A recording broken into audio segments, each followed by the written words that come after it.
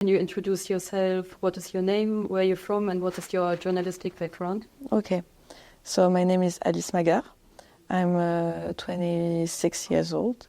I live in Marseille in the south of France, and I'm working there for a daily newspaper, which is called La Marseillaise, and I'm talking a lot of social issues, and we talk also about the Kurdish problematic.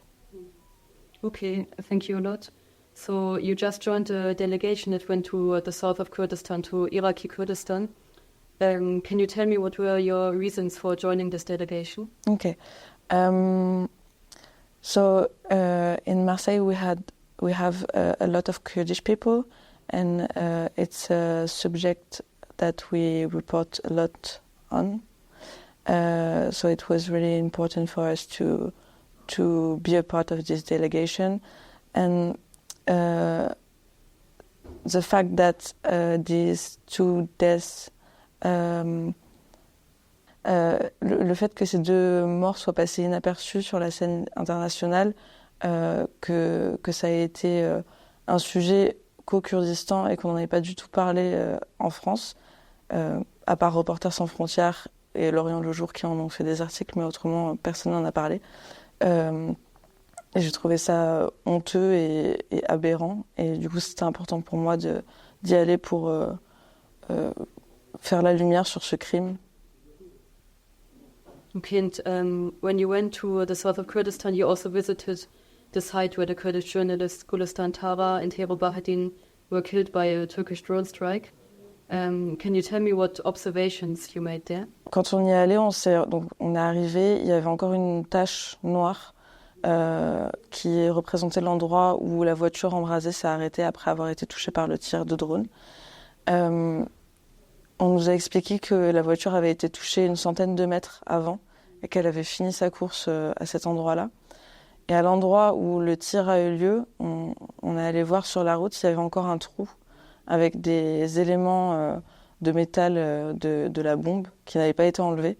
Donc c'est quand même une preuve qu'il n'y a pas eu de vraie enquête des autorités sur ce qui s'est passé, s'il reste encore des éléments, quoi. Yes, thank you. And then also when you were in Suleimaniye, you met people who know both Gulistan and also Hero personally, and heard many memories of, for example, the colleagues, of the friends and families of the killed journalists.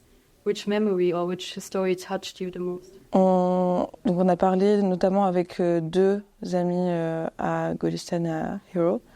On a appris que Gulistan, c'était vraiment la maman de la rédaction, qu'elle avait cette aura très maternelle et qu'elle était tout le temps en train d'aider les gens à se sentir mieux, à les déstresser. Elle donnait le sourire à tout le monde. Elle était très pédagogue, elle essayait d'apprendre les ficelles du métier à toutes les personnes qu'elle avait sous son aile.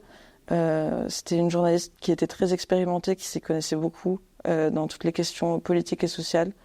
Et elle n'hésitait pas à transmettre son savoir à tout le monde. Et pour ce qui est de Hero, moi j'ai beaucoup parlé avec Denis, qui était son formateur, qui était très proche d'elle. Et en fait, il m'a expliqué que c'était une femme très forte, très indépendante, qui n'avait pas besoin d'hommes et qui n'en voulait pas, qui faisait vraiment son chemin par elle-même. Elle avait beaucoup de rêves, elle voulait partir en Allemagne pour faire ses études.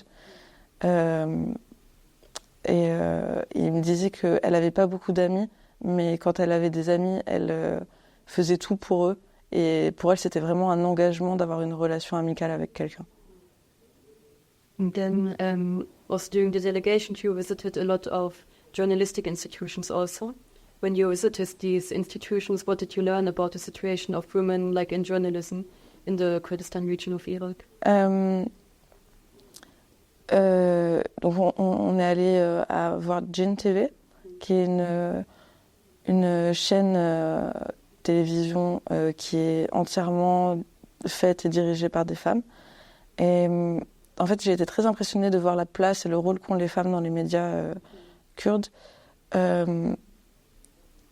À Chatter Media, par exemple, ils ont des réunions toutes les semaines qui se font qu'entre femmes pour réfléchir sur la manière dont les sujets ont été traités précédemment et sur la manière dont elles peuvent mettre en avant la voix des femmes lors des prochaines semaines qui vont arriver. Il y a aussi des séminaires qui sont menés par des femmes sur des sujets qui sont liés aux médias. Ça leur permet d'ouvrir leurs horizons et d'en apprendre plus sur la société de manière générale. Donc il y a vraiment un vrai travail qui est fait pour mettre en avant la voix des femmes, et c'est un travail qui est fait par les femmes. Et c'est important parce que qui de mieux pour parler des femmes que les femmes elles-mêmes. Oui, merci beaucoup. Merci. If there's anything else you want to say, if there's anything else you want to share, you can share it also. Oui, je voudrais dire que